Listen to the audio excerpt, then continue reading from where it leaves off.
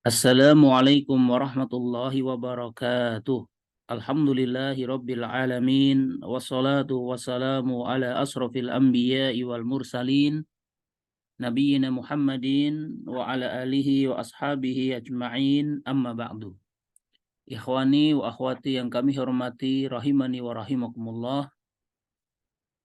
Kita akan melanjutkan pembahasan buku Qawaidu fil Imla atau kaidah-kaidah Imla yang ditulis oleh Al-Allamah As-Syeikh Muhammad bin Shalih Al-Utsaimin rahimahullahu taala. Pada pertemuan yang ketujuh ini kita masih membicarakan tentang cara menulis hamzah mutawassithah atau hamzah yang di tengah kata yang ditulis di atas huruf ya. Yang sebelumnya sudah dibahas hamzah mutawassithah yang ditulis di atas huruf alif, yang ditulis di atas huruf wawu, dan yang ketiga ini adalah yang ditulis di atas huruf ya. Maka diterangkan di sini hamzah di tengah kata dia ditulis di atas huruf ya, yaitu apabila poin yang pertama hamzah tersebut dikasroh. Ya, hamzahnya dikasroh dalam semua keadaannya. Sehingga setiap hamzah mutawassithah yang berharokat kasroh pasti ditulis di atas huruf ya atau nabroh ya. Contoh ini. Sa'ima, ini kan tulisannya hamzahnya di atas ya atau nabroh. Karena dia kasroh. Su'ila juga. Mi'ina.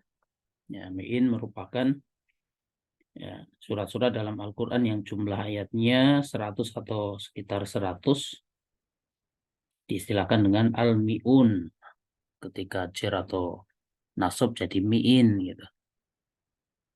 Ya, nulis mi'in ya seperti ini. Hamzahnya ditulis di atas huruf ya karena dia berkasroh. As'ilatun gitu.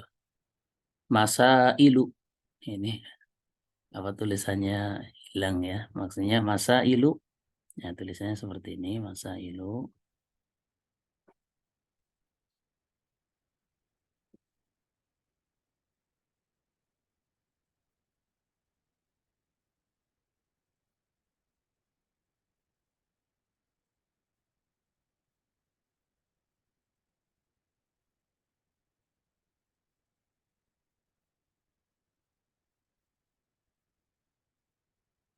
Ya, sebentar.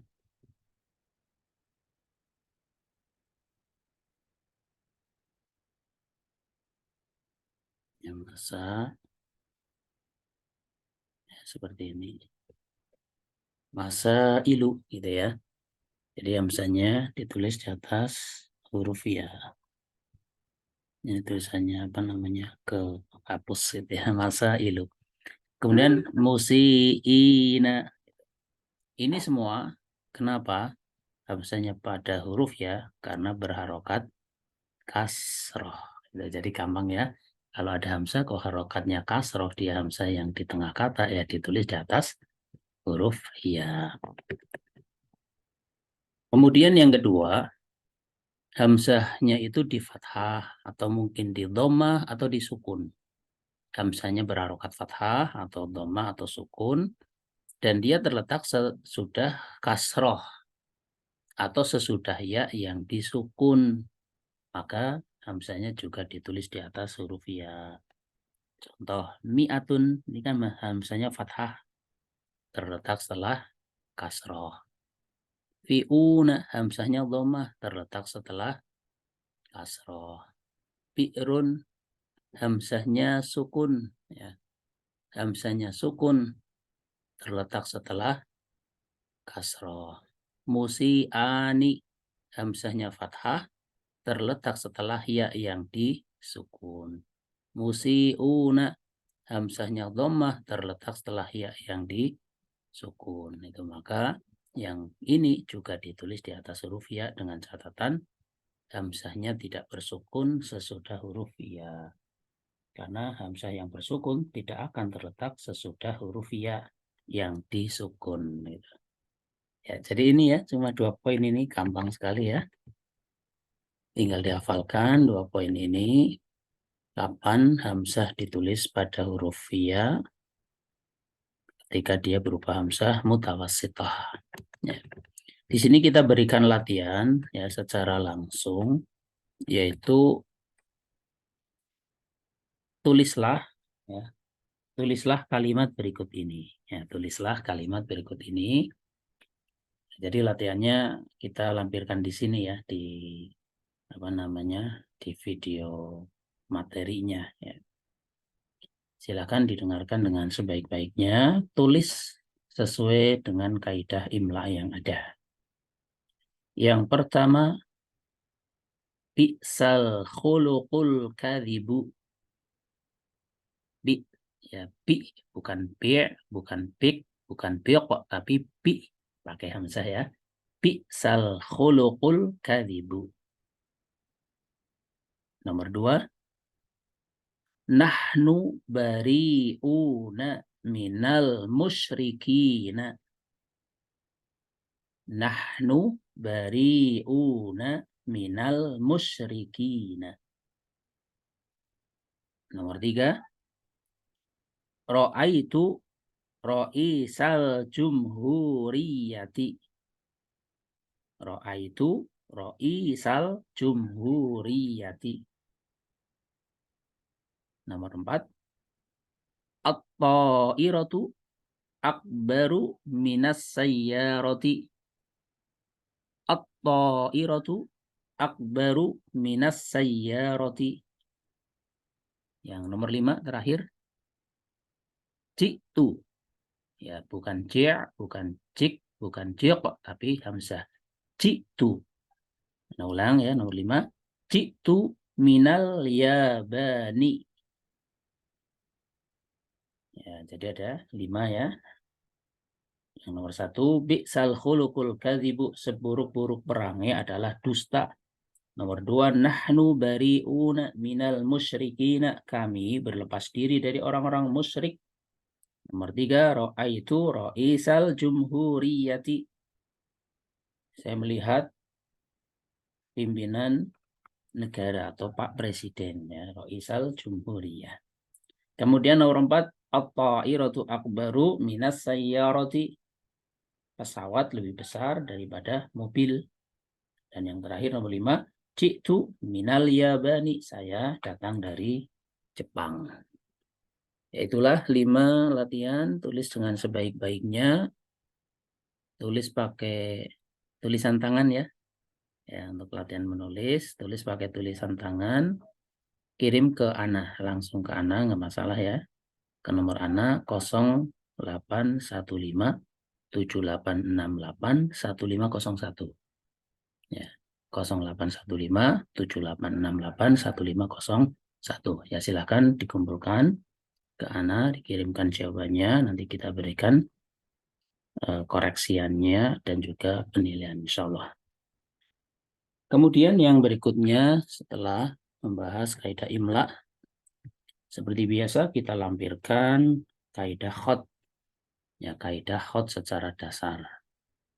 Pada pertemuan kali ini kita akan membahas tentang cara menulis huruf dal, termasuk di sana ya zal ya, karena caranya sama. Bedanya yang zal ada titiknya gitu aja. Yang sebelumnya sudah kita bahas huruf jim, ha dan kho, itu juga caranya sama, beda di titiknya saja gitu ya. Ya, demikian juga dal dan zal. Ya, kita jadikan satu. Ya, kita lihat cara menulis huruf dal. Huruf dal ataupun zal itu ditulis dengan 2 tarikan garis lengkung. Nah, ini ada 2 tarikan garis lengkung. 1, 2. Satu tarikan membentuk punggung huruf. Nah, satu tarikan yang ini membentuk punggung huruf dan berakhir sebelum garis buku. Nah, ya, jadi angka 1-nya ini. Nah, ini kan garisnya di sini. Nah, ini berakhir di sini. Kemudian satu tarikan lagi membentuk lengkung bawah. Satu tarikan membentuk lengkung bawah.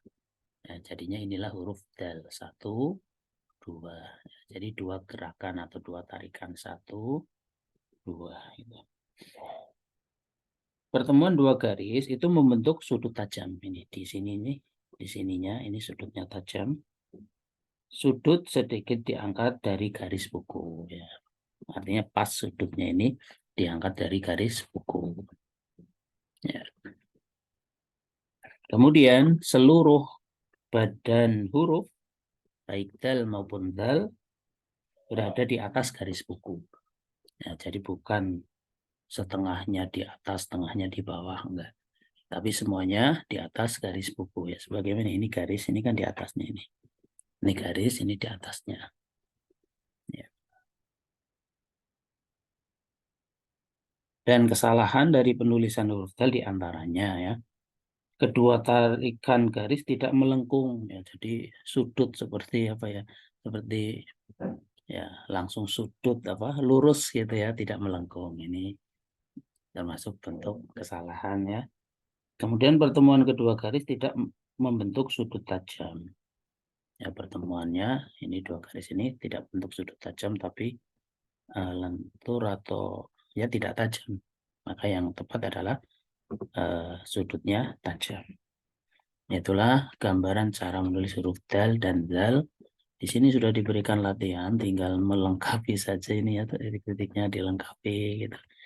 Yaitu huruf dal, kemudian melengkapi yang berikutnya yang bagian keduanya. Kalau tadi pertama bagian atas, yang kedua bagian kedua, atau diistilahkan yang pertama punggung huruf, nah, yang pertama punggung huruf, kemudian yang kedua adalah yang bagian bawah. Ya, atau lengkung bawah ya. Ini yang sudah lengkung bawah. Kalau ini kan masih punggung huruf. Ini sudah lengkung bawah, kemudian nanti yang lengkap ya semuanya gitu. Ya. Demikian juga dengan huruf dal, ya, caranya sama ya, caranya sama. Ya silakan dikerjakan dengan sebaik-baiknya. Ya karena di dalam menulis ya kita juga harus pas ya urutannya, urutan dari gerakannya. Nah, ikhwani wa akhwati rahimani wa rahimakumullah, ya demikian yang bisa disampaikan pada pertemuan kali ini. Atas kesalahan kekurangan saya minta maaf yang sebesar-besarnya. Wallahu a'lamu bishawab. Subhanakallahumma bihamdika asyhadu an la ilaha illa anta astaghfiruka wa atubu ilaik. Wassalamualaikum warahmatullahi wabarakatuh.